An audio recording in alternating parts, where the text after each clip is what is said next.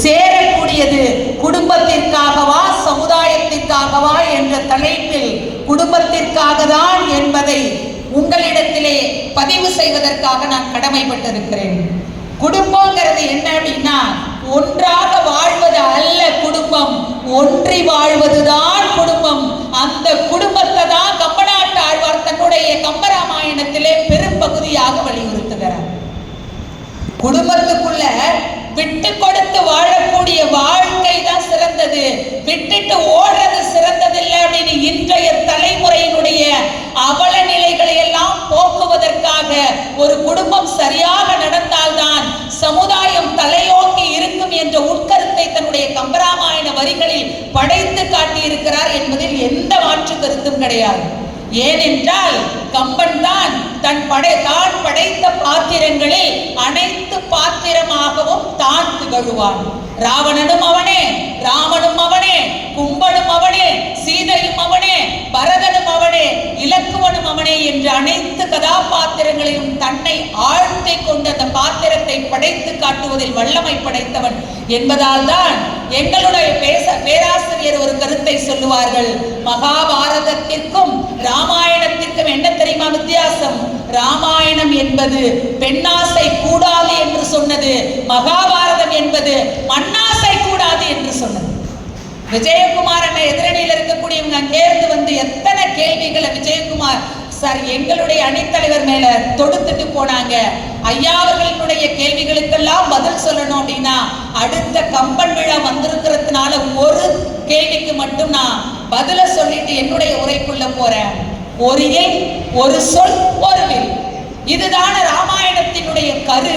அந்த ராமாயணத்தினுடைய கருவிலே ஒரு இல் என்ற ஒரு கருத்தை மட்டும்தான் குடும்பம் சார்ந்து சொன்னார்.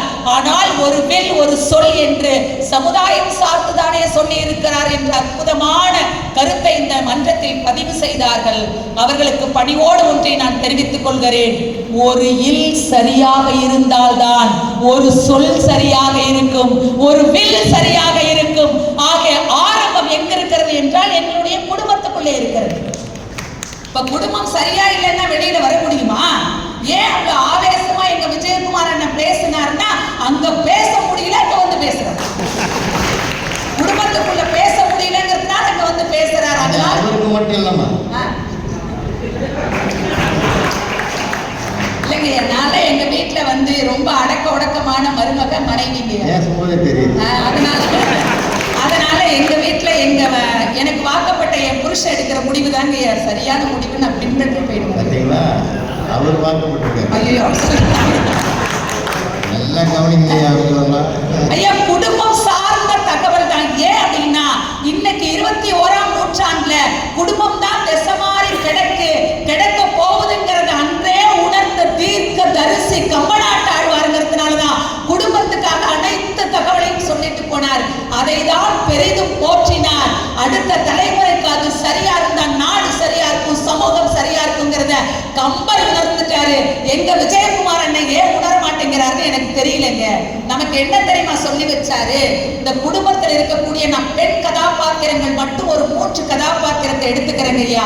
குடும்பம் சார்ந்து என்ன தகவலை சொல்லி இருக்காருன்னா, போற்றுதலுக்கும் பாராட்டுதலுக்கும் வணக்கத்திற்கும் உரிய ஊர்மிளைங்கிற கதாபாத்திரத்தை நான் எடுத்துக்கிறேன். ராமன் வனவாசம் போகணும்னு கைகேயி மூலமாக தெரிவிக்கப்படுகிறது. ராமன் வனவாசத்திற்கு போவதற்கு தயாராகி கொண்டிருக்கிறார். கட்டிய மனைவி சீதை ஓடி வந்து நானும் உங்களோடு வனவாசத்திற்கு வருகிறேன் என்று விண்ணப்பம் வைக்கிறார். அப்பொழுது ராமன் சொல்கிறார், வனவாசம் என்பது கரடு முரடான பாதைகளை கடந்து செல்ல வேண்டி இருக்கும். மண்மகள் அறிந்திலல் நின் பாதம், நீ அங்க வந்து கஷ்டப்படுவன். உடனே ஒரு மனைவி எப்படி இருக்க வேண்டும் என்று இலக்கணம் சொன்னவர் கம்பன். என்ன தெரியுமா சொன்னார்? ஜானகி மூலமாக நீ பிரிவினும் சுடுமோ பெருங்காடு. கணவன் எங்க இருக்காரோ அதுதான் மனைவிக்கு அயோத்தின்னு புறப்பட்டு போவதில் கூட ஒரு தாற்பரிக ரகசியங்கள் இருக்கிறது, உண்மை இருக்கிறது. ஆனால் இலக்குவன் என்ன செய்யறான்? ஓடி போய் அண்ணன் மரபுரி தரிச்சு வரத்துக்குள்ளே தான் மரபுரி தரிச்சு வந்து நிக்கிறான் சார்.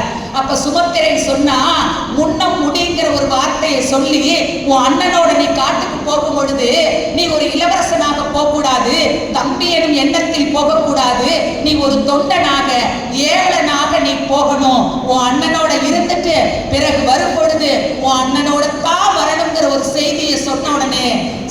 காட்டுக்கு போவது என்பது தன் மனைவி கணவனுக்காக செய்யக்கூடிய தியாகமாக கூட எடுத்துக்கொள்ளலாம் சார். ஆனால் இலக்குவனுடைய மனைவி ஊர்மிளை தன் கணவன் காட்டுக்கு வனவாசத்திற்கு கொழுந்தனாருக்கு உதவியாக ஏவலனாக பணியாளாக போகும் பொழுது அதை சம்மதித்து ஏற்றுக்கொண்ட ஒரு மிகப்பெரிய தியாகி ஊர்மிளை சார். இன்னைக்கு இருக்கக்கூடிய சமூகத்துல கொழுந்தனாருக்கு மரியாதை கொடுக்கிற பெண்கள் இருக்காங்களா? குறைவா இருக்காங்கல்ல.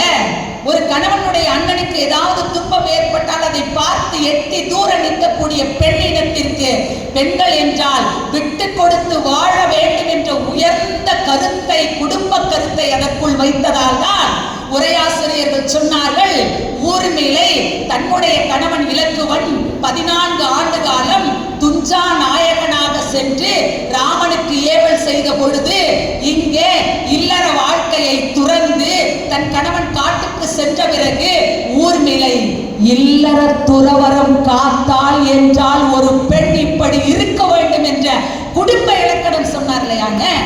இன்னைக்கு அப்படி இருக்காங்களா? ஒரு வீட்டுல அப்பா இருக்காரு, கடுமையா உழைச்சு நிறைய சொத்து சேர்க்கிறார். அவருக்கு 2 பிள்ளைகள். 2 பிள்ளைகளுக்கும் சொத்தை பிரிச்சு கொடுக்கறதுக்கு முன்னாடி தவறுகிறார் அப்பா. அப்பா தவறிய பிறகு ஊரார் உற்றார் உறவினர்களுக்கு மத்தியில அந்த சொத்துக்கள் அண்ணனுக்கு ஒரு பகுதி, தம்பிக்கு ஒரு பகுதியாக பிரிக்கப்படுகிறது. அண்ணனும் தம்பியும் ஒற்றுமையோடு தான் அதை பிரித்துக் கொள்கிறார்கள். கடைசியா ஒரு சொம்பு மீறுதுங்க. கடைசியா ஒரு சொம்பு மீறுது. 2 சொம்பு இருந்தா அண்ணனுக்கு ஒண்ணு தம்பிக்கு ஒண்ணு கொடுத்திருப்பாங்க. ஆனா ஒரு சொம்பு தான் மீந்தது. அதை எப்படி பிரிக்கிறதுன்னு தவிச்சுக்கிட்டு இருக்கும் பொழுது அண்ணன் சொல்றான் தம்பி மேல உள்ள பாசத்துல, தம்பி நீ எடுத்துக்கடா, அந்த ஒரு சொம்புனால என்னடா வந்துட போகுது, நீ எடுத்துக்கடான்னு தம்பிக்காக ஒரு சொம்பை விட்டு கொடுக்க அண்ணன் தயாராக இருக்கும் பொழுது வீட்டு அடுப்பங்கரையில இருந்து அப்படின்னு ஒரு குரல் கேட்குது. உள்ள போயிட்டு வரா. வந்த உடனே தம்பி கிட்ட சொல்றா, சொம்பு எனக்கும் வேணுங்கிறான். தம்பி சொல்றா, அண்ணன் நீ தாராளமா எடுத்துக்கண்ண, அதனால ஒரு பிரச்சனை இல்லைன்னு சொல்லும் பொழுது அடுக்கலைக்குல இருந்து அப்படின்னு ஒரு சத்தம் வருது. தம்பி உள்ள போயிட்டு வரார். தன் மனைவி கிட்ட போய் பேசிட்டு வந்த பிறகு சொம்பு எனக்கும் வேணுங்கிறாரு.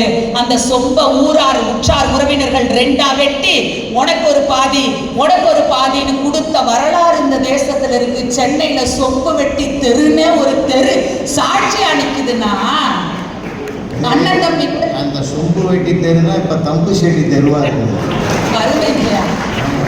இப்படிப்பட்ட உறவுகள் வாழக்கூடிய காலத்துல அண்ணனுக்கு சேவை செய்யறதுக்காக தம்பி போகும் பொழுது தம்பி மனைவி தவ வாழ்க்கை மேற்கொண்டு இதன் மூலமாக என்னை போன்ற இல்லத்தரசிகளுக்கு, குடும்பஸ்தர்களுக்கு கம்பநாட்டாழ்வார் படைத்து காட்டியது பெண் என்றால் விட்டு கொடுத்தல் இருக்கணும், சகிப்புத்தன்மை இருக்கணும்னு குடும்பத்துக்கு தானே சொல்லி வச்சாங்க. எங்க விஜயகுமார் அண்ணனுக்கு அதை நினைவுபடுத்துறதுக்கு ஆசைப்படுறேன். ஒரு பெண்ணுக்கான கதாபாத்திரத்தினுடைய படைப்பினுடைய உச்சத்தின் விளிம்பு என்ன தெரியுமா? ஒரு பெண் என்றால் அவளுக்குள் பொறுமை இருக்க வேண்டும், அவளுக்குள் மிகச்சிறந்த நிதானம் இருக்க வேண்டும், அவளுக்குள் விட்டு கொடுத்தல் இருக்க வேண்டும், அவளுக்குள் அன்பு என்ற நிலை இருக்க வேண்டும். இவை எல்லாத்தையும் புகுந்த இடத்துக்கு போகும் பொழுது ஒரு பெண் அணிகலனாக எடுத்துட்டு போறதுதான் சிறப்புங்கிறதுனாலதான் கம்பன் படைத்த கதாபாத்திரத்தில் உச்சம் தொட்ட கதாநாயகியாக சீதை என்ற கதாபாத்திரத்தை படைத்து காட்டியதால் தான் நாம ராமனை உச்சம் புகழ்ந்து பேசின ராமாயணத்துக்கு கூட வைணவத்தை சார்ந்திருக்கக்கூடியவர்கள் சீதாயனம் என்று உயர்ந்து பேசுவார்கள் என்றால் அது குடும்ப